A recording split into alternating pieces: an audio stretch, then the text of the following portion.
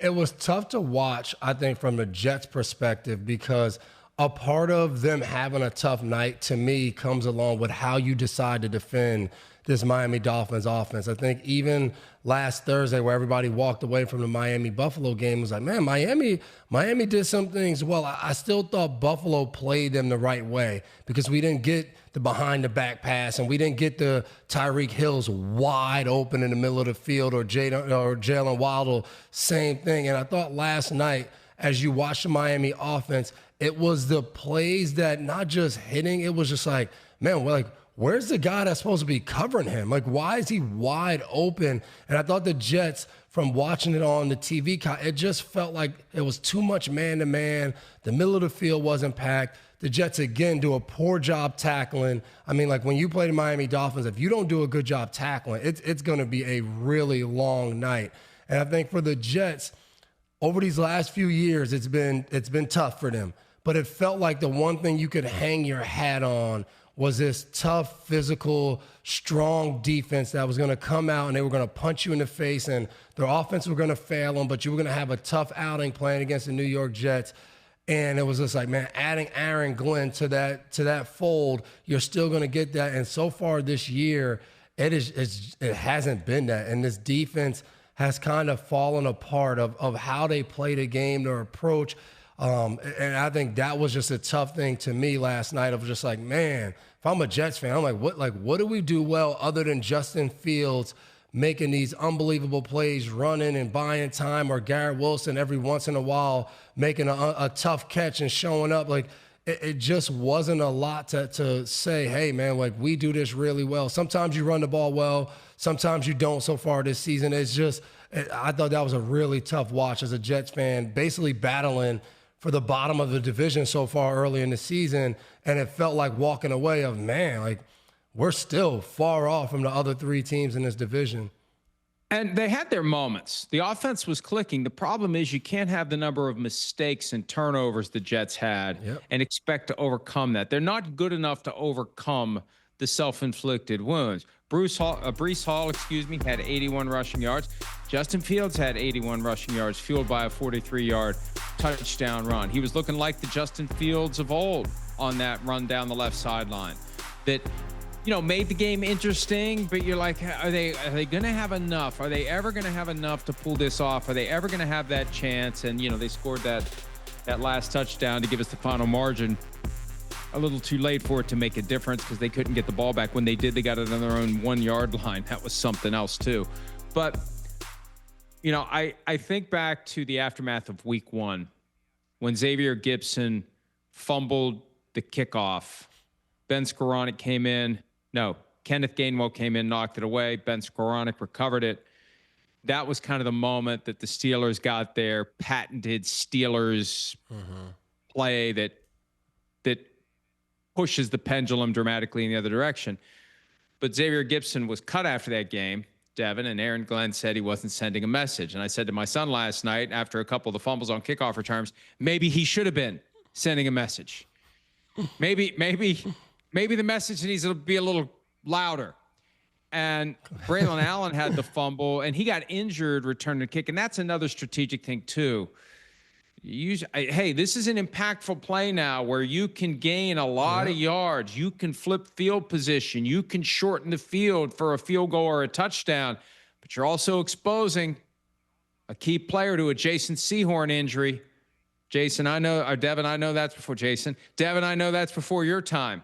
But the Jason Sehorn, top corner in the league, having his moment, wants to return kicks, preseason game against the Jets. Boom goes the ACL. There goes the season, and Jason Sehorn was never the same after that. So when you put your best skill players out there to return kicks, and there's going to be a temptation unlike ever before to do it, you're running the risk of injury. And Braylon Allen not only fumbled on that play, but he left and didn't return on Monday night. So those moments are too much for a Jets team that isn't good enough yet to overcome. And that's his second fumble too, right? He fumbled at the goal line, and he fumbled on the kickoff return where he got injured. Well, no, it was the other guy that fumbled on the kickoff return. I thought he fumbled on the kickoff return. When did he injure his knee? Was he fumbled on a kick return? I got to go back. See, if there was just one game on at a time, I would know. That's good. Let's do overlapping doubleheaders every week. So anytime I'm wrong about something, I can blame it. We blame it on the overlapping doubleheader. And I can also blame it on the fact that I can't multitask like I usually do because we still have technical issues upstairs. So everything that I do is crushed into one screen, and I can't scroll through. I can't scroll through the rundown from last night's game the way that I could to refresh my own aging memory. Look at Florio. See, in football, we have this thing called no excuses. Don't tell us that you're on your computer on Zoom. It's in football. This is just talking about football. Isaiah Williams fumbled the kickoff return. For one, let's put this out there too. Guys on special teams, kickoff return, punt return.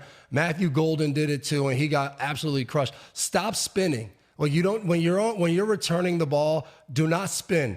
Scott O'Brien, legendary special teams coach, he said when you spin as a returner, you're at the mercy of God. Only he knows what's going to happen to you. And you've seen it. Like, guys are getting killed. Do not spin when you're returning the ball. Unless you're Devin Hester or one of these greats, do not do it. And again, I do know who Jason Sehorn is. But I think the hard thing with the Jets is it's the same story. It's just like, hey, like, we're in the game. Like, we can – and we fumble the ball 3 times in a game. We have over 100 yards of penalty yards.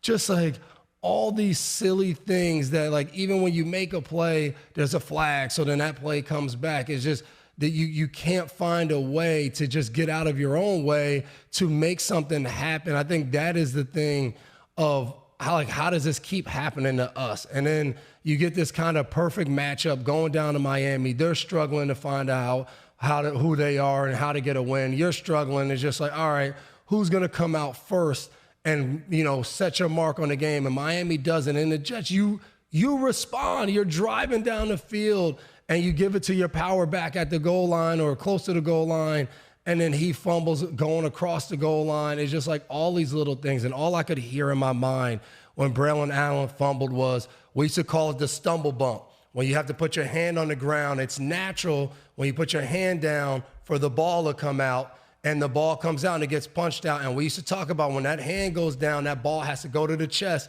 nice and tight. And guys around the goal line, defenders know when they get around that goal line, that ball is going out because everybody wants to score those touchdowns. And credit to Jack Jones, my young rookie when I was back in New England.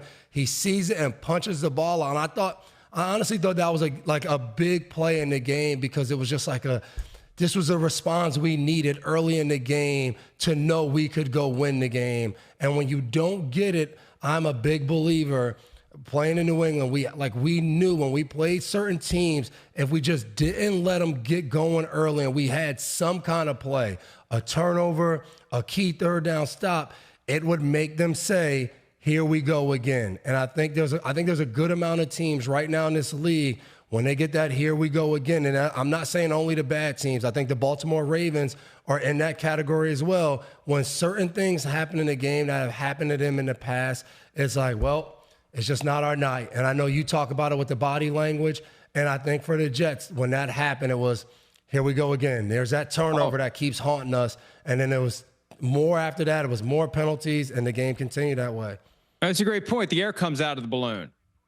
Like, everything is looking good, and the balloon's getting pumped up, and we're going to have our night, and we're going to be able to do this, and we're going to match them score for score, and we're the Jets, and we're not going to go to 0-4, and then boom, that's it. And the drive's over just like that, and you get no points. And when you're a team that doesn't have that culture of winning in place yet, I think it's very hard to overcome that, because it is easy when you get to week 4 and you're 0-3 to feel like, here we go again. Here we go again. Same crap, different night. And it's just a matter of details at this point. By the way, I was questioning my own, limited memory skills. Braylon Allen was injured on a kick return during which there was a challenge to whether or not he had fumbled. The ruling on the field was confirmed that it wasn't a fumble. So he almost fumbled. I'm taking partial credit. He didn't fumble there. He did fumble at the goal line, but he was injured, and that's back to my Jason Sehorn point, Devin, that you got to take a calculated risk, and you do take a calculated risk when you put your best players out there to return kicks because they can get injured, and then you have a problem in your base offense or your base defense if it is another Jason Sehorn situation. Hi, it's Mike Florio. Thanks for watching PFT on YouTube. Hit subscribe for the latest news and analysis from Pro Football Talk.